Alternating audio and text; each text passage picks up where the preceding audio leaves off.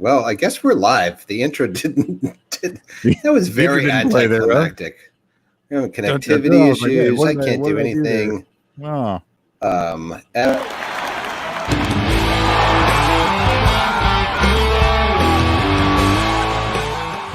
Welcome to the Rant Live.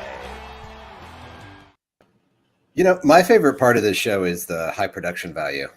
Yeah, that's always like when things are unexpected. That's always the best. I think that's always the best. Especially, it's one thing that we, try to do things to keep the viewers off guard a little bit, but it's another when we can't even figure it out ourselves. And now Evan's frozen. Oh, no, he's not frozen. Yeah, but yeah. No, I'm not frozen. I don't think I'm frozen. I think I'm. You good. were, yeah. There was a delay. We'll I don't know. I've got wanky internet. I may have to connect through my phone. We'll get this all worked out. It'll be good. At least I'm not running around Wrigley trying to figure things out. Hey, at least we don't have a guest that we get to embarrass ourselves in front of here for a while. Oh wait, not yet. He hasn't arrived yet. Right. But we do have a guest. We better figure it out before he does. I'm going to go to my hotspot. So let's talk. The Cubs play the Twins tonight at Minnesota. It's good. Oh, no, it's here. It's at Wrigley. Yeah, there's no way in hell they would go to Minnesota and then turn back around. Yeah. So it's kind of interesting because the Cubs won't have traveled for any of their exhibition games, the three of the exhibition games, because the one that was here in Chicago was against the White Sox. Hold on, I'm going to take my gum out. Okay, yeah. Stick it under my desk. There we go. Beautiful. That's a little classy. That's a little trade secret here in the live broadcast. I figure you might as well tell people what you're doing because I'm going to take my gum out of my mouth one way or the other, so I may as well at least let people know.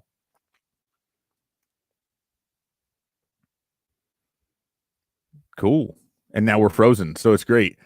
So we've got Hunter in the green room. We will bring you on in a second. We cannot hear you, but you can hear us. So just chill out there for a moment. We'll bring in here. I like the flow. It's looking good. We may now we're gonna have three people joining. John's coming back in. Maybe we got one dude frozen. Hey, there I am. I switched my internet. Okay. I see we have Hunter down there. Yeah, should we just go ahead and I know he doesn't have a ton of time, so let's not make him wait too long maybe, and we'll bring him in and then we can kind of catch up on some other stuff on the back end. How's that sound? Let's do it. Yeah. Cool. Bring it in. Bring him in. Oh, do I have to bring him in? I'll bring him in. I mean, you can bring him in. Okay. Oh, you go ahead and bring him. I'll let you run the show. Hey, Hunter, how's it going? I'm doing great. Thanks for having me, guys. No problem. You missed the fun stuff of the first 10 minutes or so, or maybe it was less than that. Our production value here is super duper high, so we hope you'll be really impressed with it as we go here. We're doing our best already. Very impressed.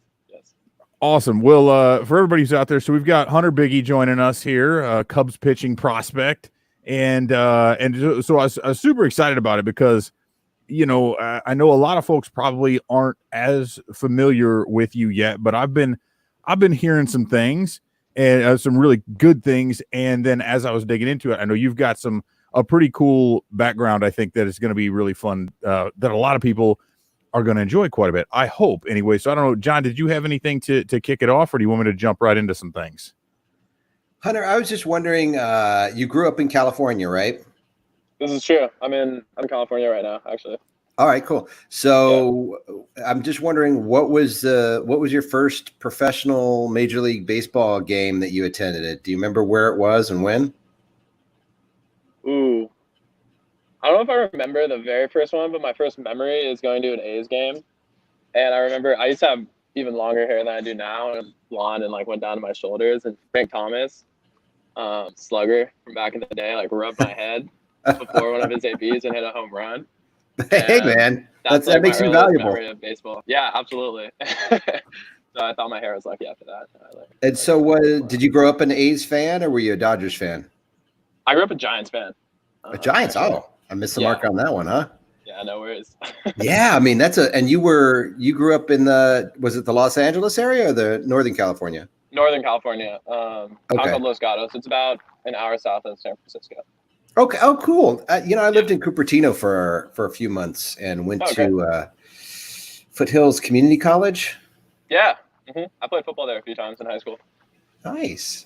Yeah, beautiful area. So, Totally. well, cool. Yeah, the Giants Stadium is great.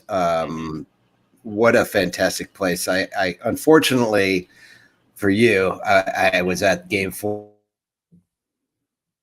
series, so I watched that comeback. I don't know if you saw that or not, but the comeback the Cubs had over the Giants. You kind of faded, yeah. But we can't put him in a tough position. He's a Cubs prospect now, so he's got to, we can revisionist history.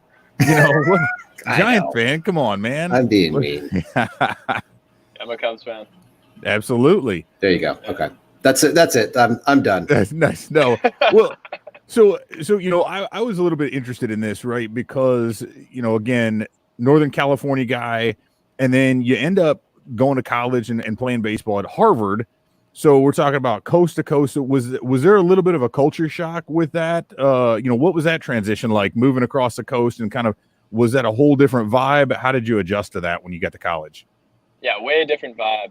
First of all, I'd never played baseball in sub 40-degree weather before, and so that was a huge adjustment for me right off the bat. And then culturally, people on the East Coast, I think, are just way more fast and to the point and like a little bit meaner, I think. And so that was kind of a... So you got an introduction to the mass holes, is what you're saying. Exactly. Exactly, yeah. Everyone in California is super polite. My girlfriend's out here, and she is always weirded out by how friendly everybody is. She's from like the Philadelphia area. But yeah, that was like kind of a shock for me at first, but I really like it. Great experience out there for sure.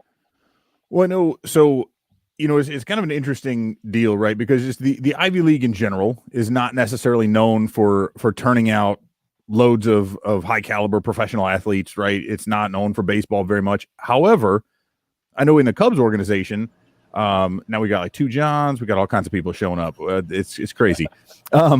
But the Cubs have had pretty good luck with it. I mean, Kyle Hendricks from Dartmouth, right? He's obviously their opening day starter, and then Craig Breslow, who's the director of pitching, is a Yale graduate.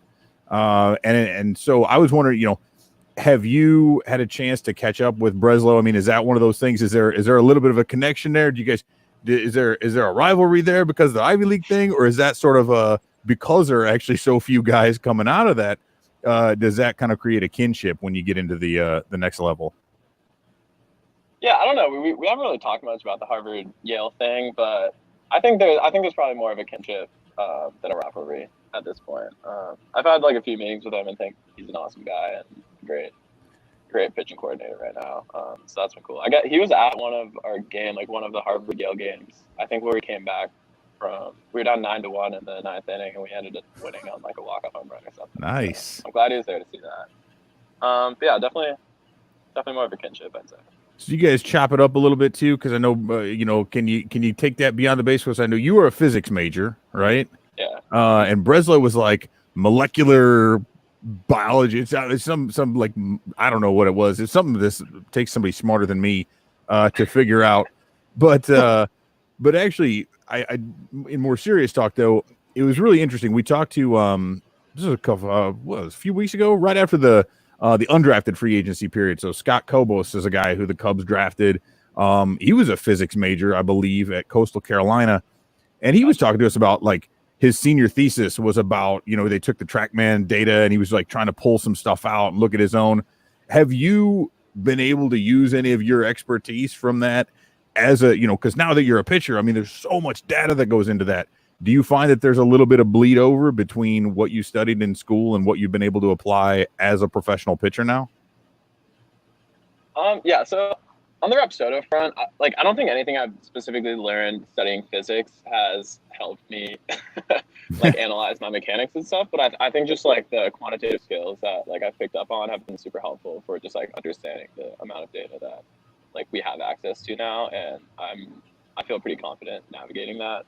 I think like pitching and biomechanics in general, like, yeah, there's physics associated with those, but I think, and that's helpful like at a very high level, but I think a lot of the like biomechanical details are very specific to like how the body works, and I think that requires like a more in-depth knowledge into like that very specific area, and that I think maybe physics has helped me like learn about that, but I wouldn't say like my quantum mechanics class or whatever that I took like is helpful in that. Now, Maybe it gives me a little bit more context. And because you've got that background, though, do you tend to get more into the analytics behind pitching, or are you just a guy that likes to get up on the mound and throw the ball? I'm just a guy that likes to get up on the mound and throw the ball, which I think like people don't really expect. But I think, I don't know, as a pitcher, at the end of the day, it's about like remembering how it feels to throw a certain pitch, and like the feel is the most important thing to me. And I think people get too caught up in mechanics, like their spin rate and stuff a lot of the time. And I think I'm honestly like way too far on don't think about mechanics, don't think about stats at all, and just go out there and compete and like try and shove. So like since getting into the Cubs organization, like getting access to more data, I'm starting to value kind of like how my body moves and like how my pitches spin a little bit more. And I think that's been helpful for me, just developing my pitches over the course of this quarantine. Now, did some of that come out of an, because in college you were a two-way guy, right? You were not exclusively a pitcher, and you could rake a little bit.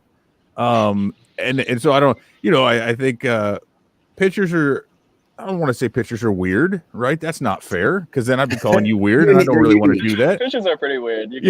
But it takes a little bit of a different mentality, I guess. And so, as you've made that adjustment, or I guess it might not have even been an adjustment. Was there anything there, when you were drafted, when the Cubs, did they come to you and say, hey, you're going to be a pitcher? Did you, or did you get a chance to kind of push back on that at all? Did you see that as like, hey, I know that's where my best path is to the pros? How did that work out?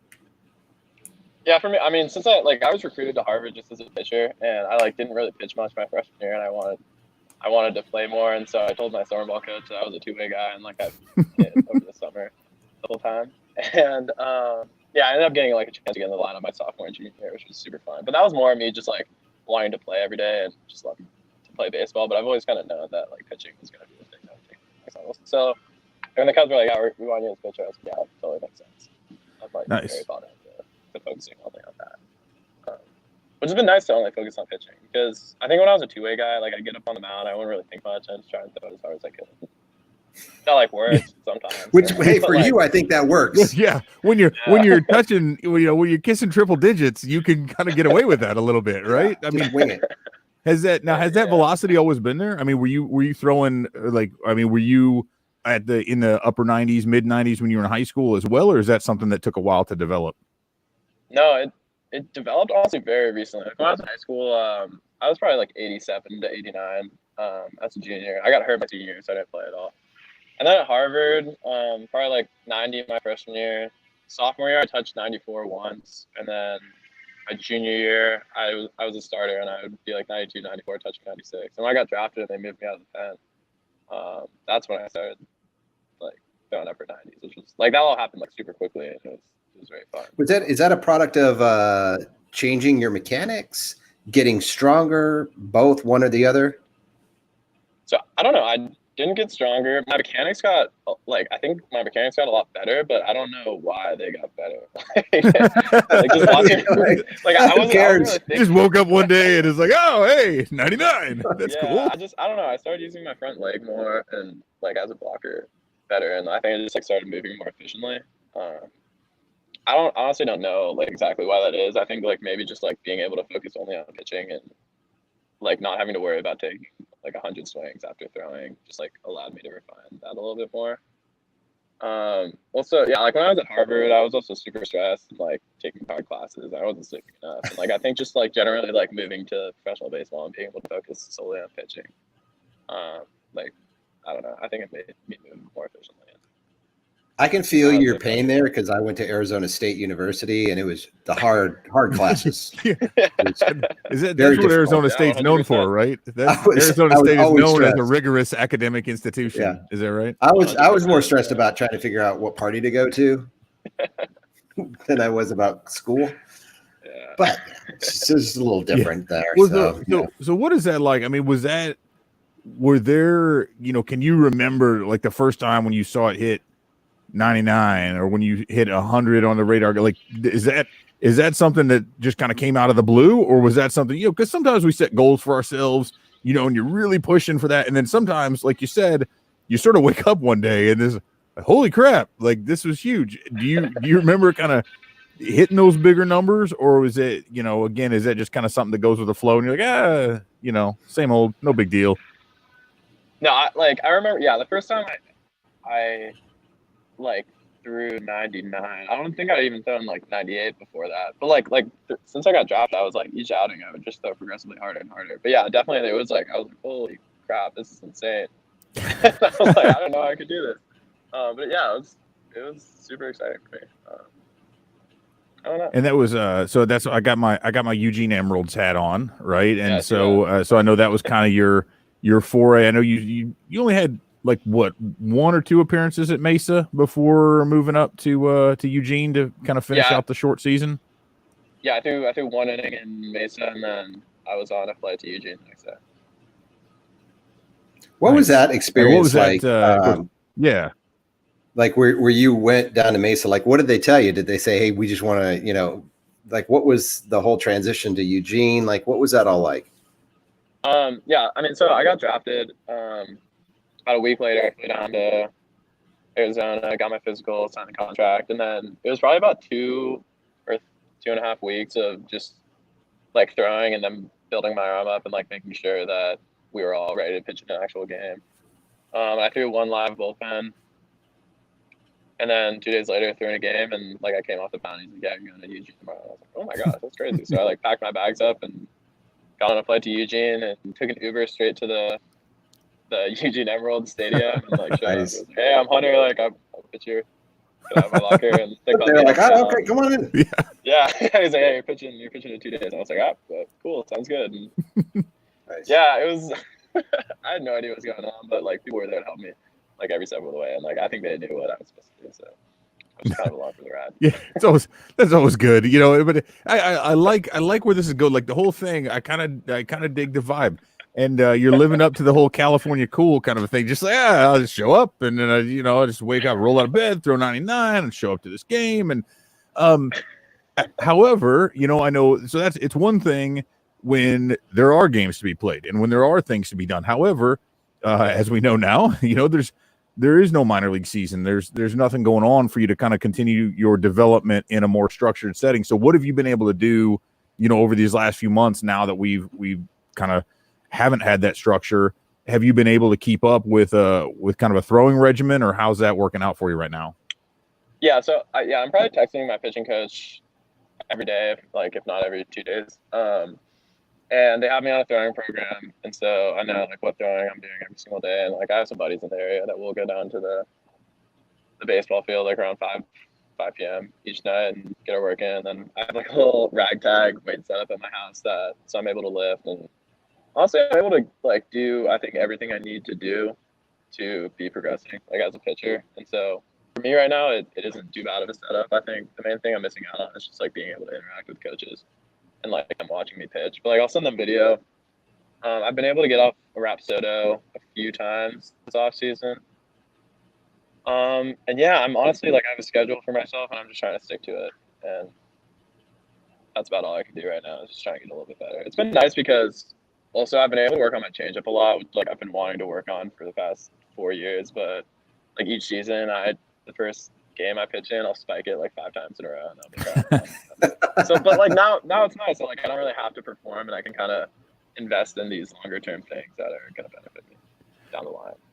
And the changeup is that's your third pitch, right? So are you fastball, slider, and then trying to work the changeup in, or what's that repertoire look like for you? Yeah, right now I'm like fastball, curveball is kind of my go-to mix. Like I have a 12-6, and then my fastball is like rising action, so I think they play well off each other. And then I used to throw a slider, but I'm trying to make it more like a cutter. So there's like a bigger velocity difference between my curveball and cutter.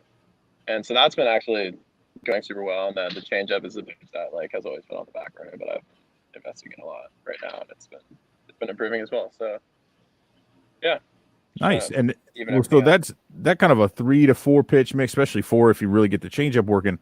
are you still aiming at that bullpen role, or do you think there's a possibility to get stretched back out? Even if that means losing a couple ticks off the fastball, do you think there's a possibility to move back into a more of a rotation or a longer relief role, or have you really thought about that and what your future holds in that regard? Yeah, I think I would. I don't know, like first and foremost, like I just love pitching, and like I don't really care what my role looks like. I'd love to be a starter, I think, and so that's like a lot of the reason that I'm trying to like develop these other pitches. But also, I'll do like whatever the team wants me to, and so I don't care too much, but I'm probably a little bit partial towards like wanting to be a starter. But I don't know. We'll see what happens. Yeah. See what, and so ideally next year, then that opens up. I mean, have you thought about kind of which level, right? So short season Eugene, of course, that who knows, those things could change up. I mean, of course, if you end up in South Bend, you get to experience pitching in the cold again, which is always a whole lot of fun, Yeah, So yeah, that's everybody's favorite part, right? Because Northern Indiana is it's wonderful because you start out the season is like 34 and it's freezing, and then by the time you get to the summer, it's so hot and humid that you don't want to be there anymore. And it's wonderful. So I grew up going to a lot of games there, so I can say I'm not just trying to dog it. It's a great place, wonderful ballpark. But have you thought about kind of what those next steps are, or kind of looked at your ideal development path, or again, I shouldn't even ask. So far you've already told us like, yeah, I just show up and I just sort of. So I can't imagine that you're really too dead set on what exactly these steps need to be. It's just like, hey, I'll go where they tell me. But have you tried to plan that out and kind of projected where your next steps in development are? Not really. I will be in like South Bend or Myrtle Beach next year. I don't really know even what the minor league season is going to look like, but I assume I'd be like somewhere in that range. And then from there, like I just want to shove and like get as many people out as possible and move up as quickly as you can. I mean, that's what like every minor league player wants to do, right? Just get to the big league as fast as you can. Yeah, it's kind of where my head's at. Nice. And one of the things we've asked and everybody at the agency has been really awesome. Everybody with Ballingy Group, we've talked with a bunch of the folks there, and so it was what I always like to ask, because, and I always preface it like this, we think about agents and you hear like you see the stuff about Mookie Betts today and signing this monster deal, or you hear about Bryce Harper, and so you see like Scott Boras as this big giant agent pulling all these strings, right? But that's only the case for like 1% of guys. And I know so much of the work that goes in with agencies and how they're working with, from the point you're drafted, from well before you're drafted to now. Can you talk a little bit about just how your agent and the agency in general has kind of helped you out through this journey so far? Yeah, for sure. I think peace of mind is a huge thing. Just like keeping me updated with like what's going on, especially right now because everything is so uncertain. And yeah, like Jeff is my agent over there at Ballingy, and like he probably text every couple weeks or so, and it's good to hear from him all the time. And they're always like helping me out, like if I need any gear or anything, they're willing to do that.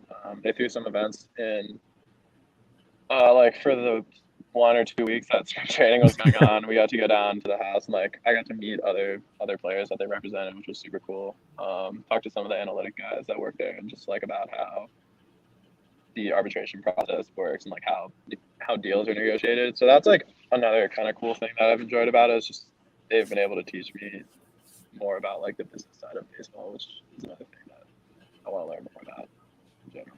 Yeah, because nothing makes a game more fun than the business side of it, right? That's always that's what we all love. I'm a nerd, man. But it is important, obviously, in your role now. Have you ever thought about what's going to happen? Because eventually, ideally, you make it up to the bigs, you spend some time there, and then there you go. But I mean, have you thought about afterwards? I mean, a lot of guys are sitting there saying, "Well, yeah, I'd love to get into coaching," or again, someone like yourself with a more I've got a college degree from a small private school that nobody's ever heard of. That doesn't care. You got a Harvard degree, man, with a physics major, so you could go legit. Yeah, you could go work on some rocket ships or something. I mean, do you have some plans for after your career, or is it just again? I I got to stop asking these leading questions that are like, have you thought about anything beyond the time this interview ends? But have you, so as I keep pushing this, like, man, I know better, but have you thought about where are you going to be 10 years from now, Hunter? Yeah, that's a great question. It's almost like an interview. Yeah, I have gotten that question before in interviews. I want to play baseball for as long as I can. And whenever that ends, I've always kind of been like, oh, I'm like a pretty smart guy. I could probably figure it out and go from there. I think baseball's awesome. I'd love to work in baseball. I think technology is awesome. I would love to maybe like work at like a tech company like in Silicon Valley or something, and maybe like get more technical experience. Like I like software. I like tech. I'm doing an internship right now for a software startup right now, and like I'm really enjoying that. And I don't know exactly what I want to do, but I'd love if they were at the intersection of like technology and sports, maybe. But no, like not a lot of concrete thought has gone into this. It's possible that we have an opening here at Cubs Insider, so just keep us in mind. I love that too. Yeah, totally. Yeah, absolutely. We need somebody smart here to run this thing. But I was.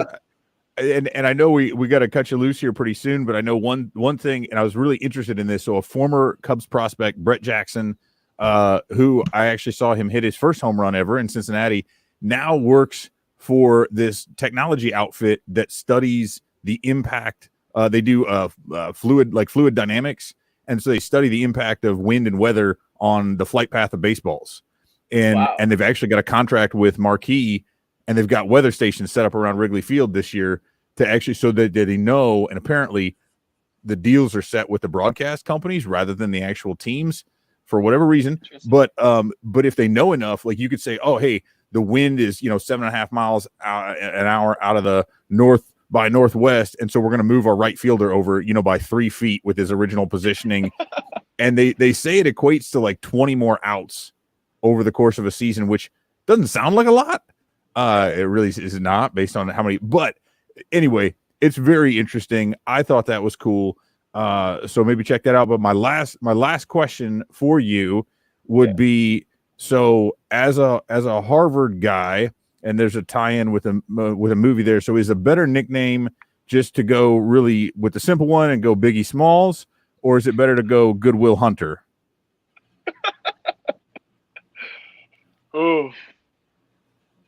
I've got Biggie Smalls my whole life. I've never heard Goodwill Hunter before. Yes. So I think I'm gonna go with that. I like that. Nice. New, refreshing. Yeah. Well, I dig it. Well, hey, I know you've got some other thing. Well, you probably don't have anything actually planned if this interview is any indication.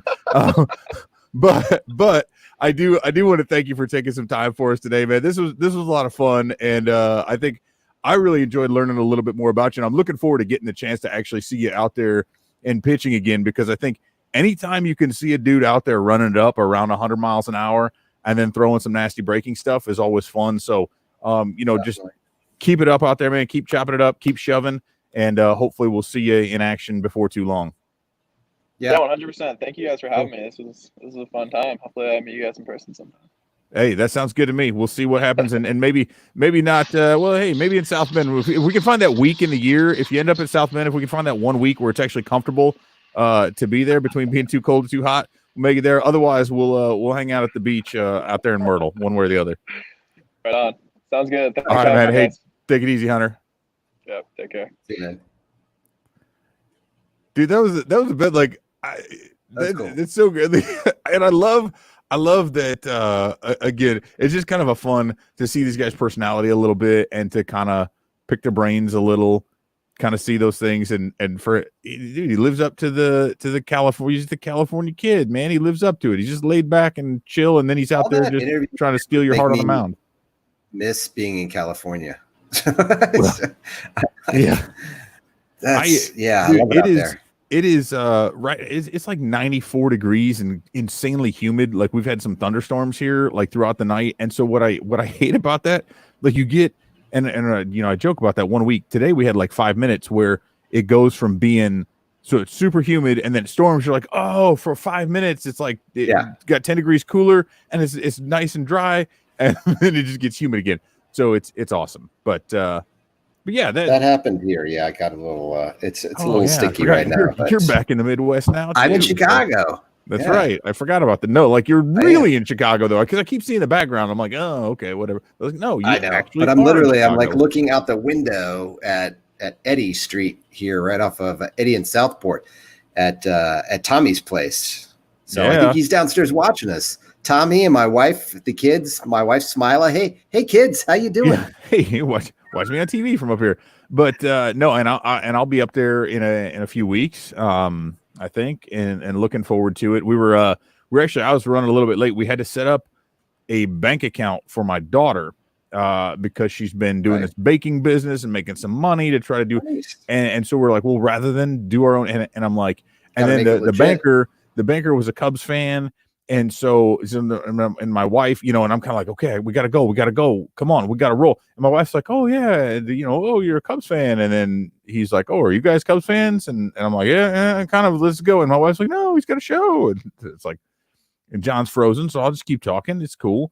So yeah, so that's why I was running a little bit behind. And now John's back. So it's cool. And I'm back. Hey, Tommy, if you're watching this, your internet is, it's not working out real well, buddy. It's not this StreamYard pulls pretty strong, but anyway, I know. So, hey, one thing I wanted to touch on, a couple things I wanted to touch on is I thought KB is going to be out tonight, back soreness.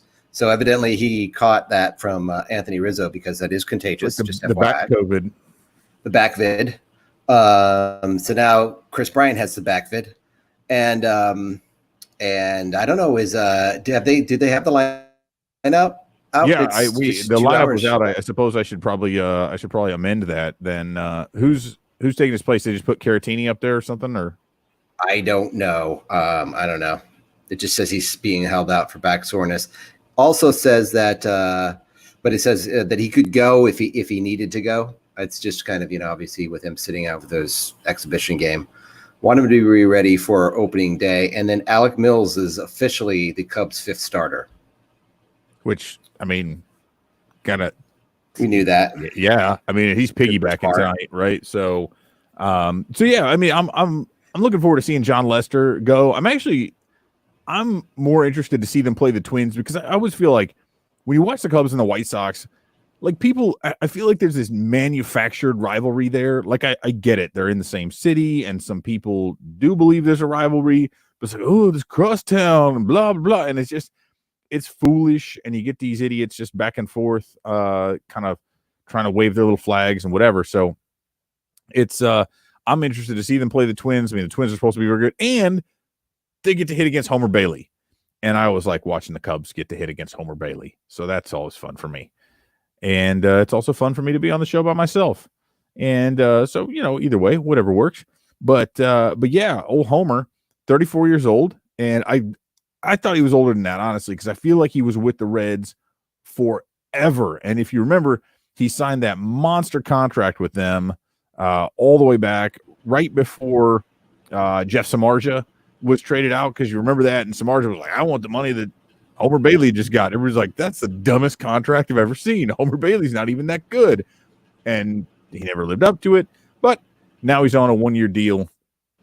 So we'll see kind of how this all shakes out. So it'll be interesting. I'm excited for there to be real baseball, though. That's the only thing about these exhibition games is now that, especially as you get really close to it, they're not about to risk anybody. You know what I mean? It's like, all right, get your 2 at-bats in. Yeah. Come on out. It's like the 4th preseason game in the NFL.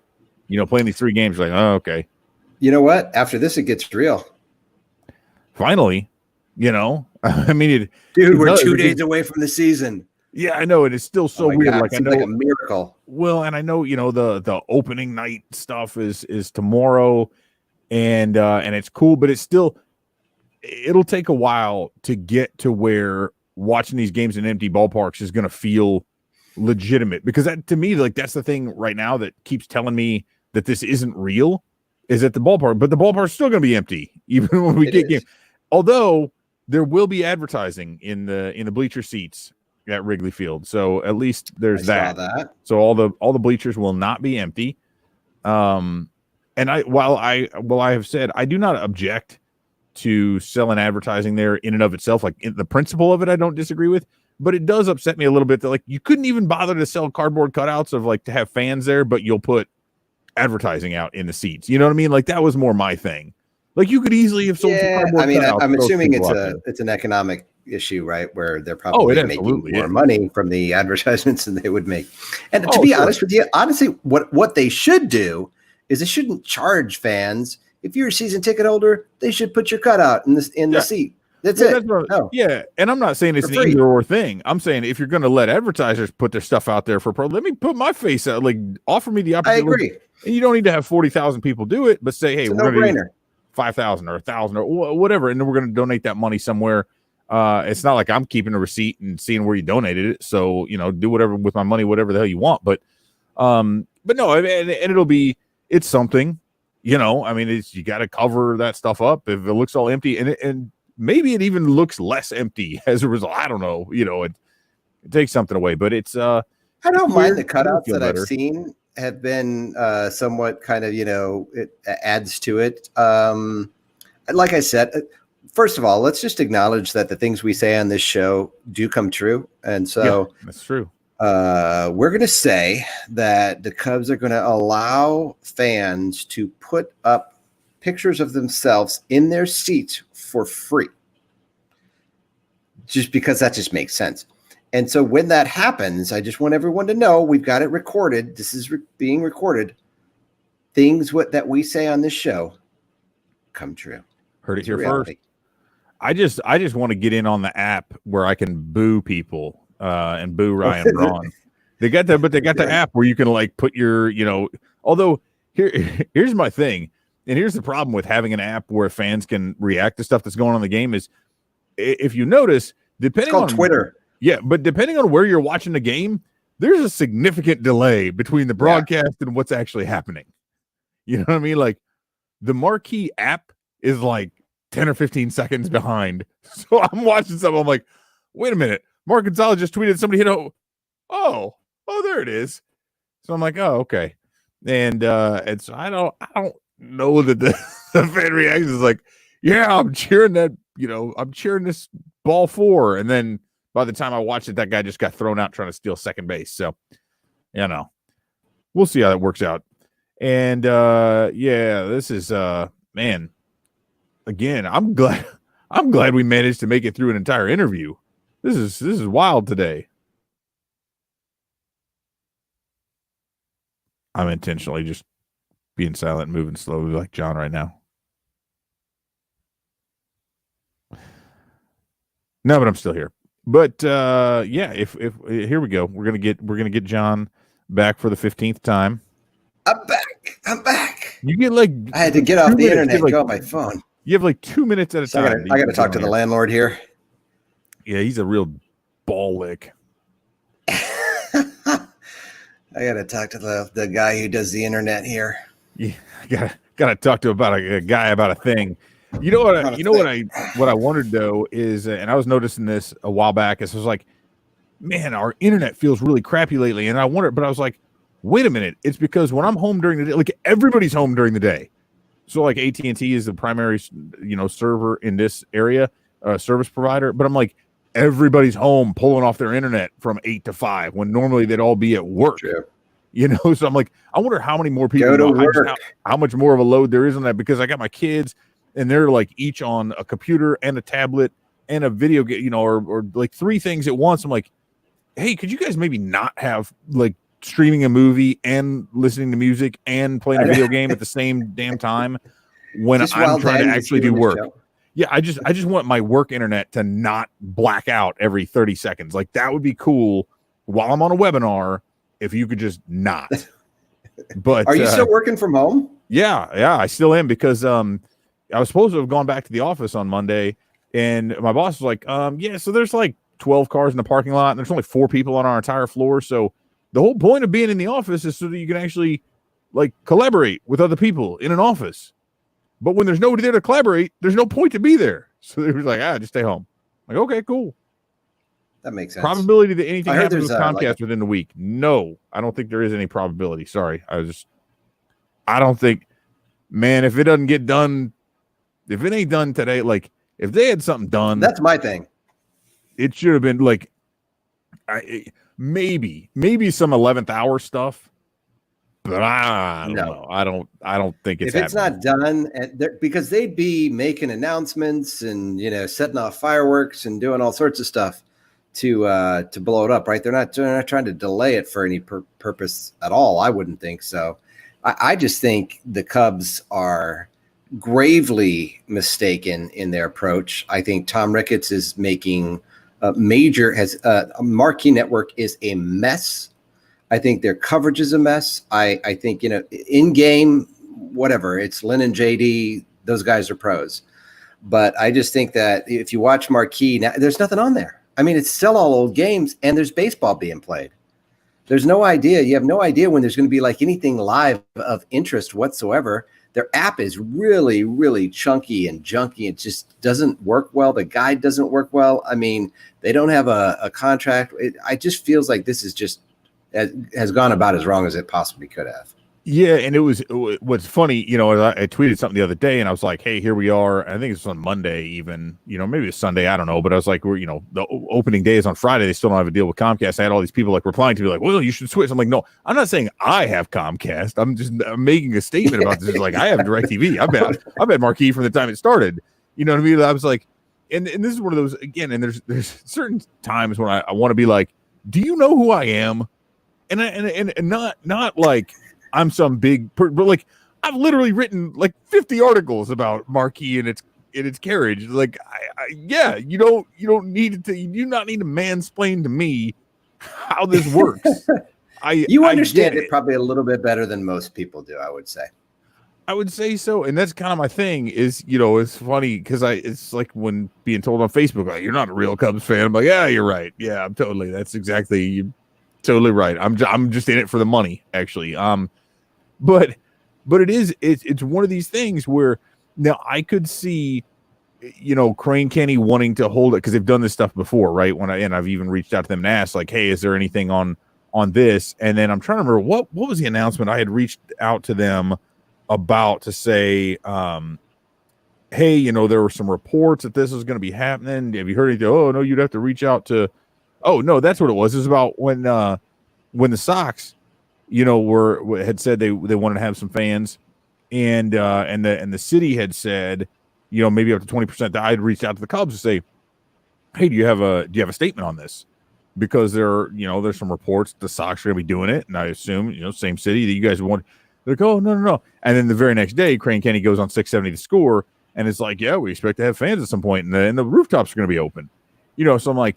So they want to control that message. And so while it's possible that stuff could leak and certainly has before, they absolutely want to be the ones to say something about it. So if Crane Kenny's not on The Score on Friday morning talking about how they got to deal with Comcast, then there ain't going to be a deal with Comcast. Because what the hell, if they're not going to have it for opening day, if that's not enough and the Cubs don't have any leverage.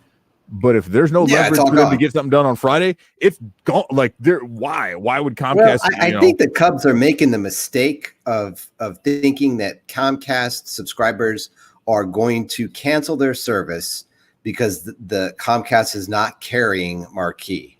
I think that's the mistake the Cubs are making. Yeah, well, and because I think in a lot of cases, like, think about how many people. This isn't like. I'm in the suburbs, right? And so I've got access to a few different carriers. But if you live in a condo or in a large apartment building or whatever, like, you can't slap a DirecTV, antenna or whatever the hell they are, a satellite dish. You can't just slap that dish on the outside of your wall, depending on where you face. Like, you've got to have the right angle to it. So there's a lot of people that can't get that, or maybe they don't want it. YouTube doesn't have it. Maybe it's something with Hulu, and they don't want to pay that. I don't know, but there's enough other things. And we talk about however many millions of people. Well, guess what? Not all those people are Cubs fans, because some guy tried to argue with me. It's like, "No, the Cubs have all the leverage here." I'm like, no, they don't. Like, not everybody with Comcast is a Cubs fan. And so if Comcast, but Comcast isn't going to say, "Hey, no, we're going to have this extra $5 channel." No, it's every one of their subscribers. They want this on the basic, or at least the most basic tier they can get it on, which means and that's where Comcast is looking to go, well, how many people are we going to piss off who aren't Cubs fans, who don't want to pay an extra $5 a month to have this channel. And is the, we're going to lose some viewers as a result. Like pina colada. That too. My internet doesn't work. What's funny is your audio worked there. But that's the thing. So for all these people who are like, oh, the Cubs have leverage. No, they don't. Because again, Comcast could lose. How many people are they going to lose if they don't have the Cubs? Well, how many people might they lose if they do have the Cubs? So people are already cutting cords. And that's one of those things that could kind of come up. So I don't know. But if they don't have it by Friday, I think it's going to be a long, if ever, it's going to be a really long wait, because that's just one of those deals. And that's going to cost them. It's already cost them a bunch of money. And that's where kind of my fear is with this overall TV deal, is that Marquee is missing out on approximately $100 million, or this was the estimate heading into the season, $100 million less profit by not having a deal with Comcast for this season. Now we've already missed 100 games, 102 games out of the season. So now we go ahead and cut that down. Now you're talking about, how many people do they have it at all? Are they going to bring it? So they could lose that entire amount. And that's why, to me, again, that's where you have zero leverage with it, because they need this money. Comcast does not need Marquee Network. Marquee Network needs Comcast in a bad way, or it's going to get ugly. And that's where it gets ugly. It's ugly. Cubs. Well, yeah, but that's, to me, this year's not the problem. This year's they already got a payroll. They already got their budget. The problem is next year and 2 years and 3 years from now, because they said, after initially saying that, much greater revenues available immediately, which was all a load of crap, and the wheelbarrows of money. No, there's not. There's no wheel. There's not even a small sand pail full of money. I think Marquee Network was a mistake. I think that what Tom Ricketts should have done is exactly what we have been saying, and everyone's been saying, is recognize RSNs are fairly dead. The model's going away. It's just not going to work. The Cubs missed the boat on it. It's just what happened. So why try to do something that is just not going to work? Well, and so that's why they wanted to do it themselves, and it's still, but they didn't. But it's like, but they missed that boat, right? It's like, that's where they should have now bought streaming out. Services. People want to do streaming services. It's just, you got to come up with a different model versus trying to do the old model that is not going to stick around. The RSNs are just going away. Well, and I understand, at the time when they redid the deals with these others, and people get on, that was like a contingency of the sale, was that they had to maintain their arrangements with these other, television networks and WGN and whatnot. But it's like, any contract can be bought out, right? Like, you can pay anybody to go away. And to me, they would have been a much smarter when they sucked and when people didn't care. You could have bought that stuff out and got yourself in on a tremendously huge deal. Because guess what? A lot of people in LA are pissed off about the deal, and the Dodgers keep making, $200 million a year, or whatever the hell it is. Just a massive on that 2-point-some billion deal they got with Sportsnet LA. Whereas with Marquee, the Cubs don't. The Cubs had to pay money up front. The Cubs had to set that up. And so now they need the subscribers and they need the ad revenue in order to make that money back up. And so this is a wholly different setup. While it's the same as the Dodgers have, because they have half of their fans can't watch in the area, what they don't have the benefit of is still making the money from that network. And so the Cubs are at this point, at least as far as I could tell, they are negative on Marquee. Or if anything else, they're going to make such a thin margin on it that it's not going to have any appreciable impact on payroll, which is what we were told was going to be the case when this thing started. And that's what I have a problem with. And that's where I don't know how they can continue with this and to not have a deal with Comcast. So even to take a small deal, and again, maybe they made, maybe there are agreements with other carriers that we can't charge Comcast less. I don't know, but they need to figure out a way to make that work, because if not, it's going to have an impact, right? Because the whole idea is they're supposed to make more off of this than they did on their previous TV deals. They're making less. They're going to make less if they don't have Comcast. And if they have the short season, they already have the short season, right? And if they don't make the playoffs, there's all these things that are going to factor into this, and it's not pretty. And if they don't get under the competitive balance tax, again, I'm not saying that I feel bad for Tom Ricketts and that he's legitimately in the poorhouse or something because of this. What I'm saying is, if they don't make it under the CBT and they don't get back those millions of dollars, which will be less, right? The revenue sharing will be less because the revenues are less, but it's all relative, right? It's relative to what the actual payroll is, that sort of thing. And they still have, it's not about the actual penalties that they got, but about what they're going to get back from it. So again, it all goes back to then how much they're going to be able to spend. So you're not going to see them pulling the Mookie Betts deal. So anyway, that's about all it is.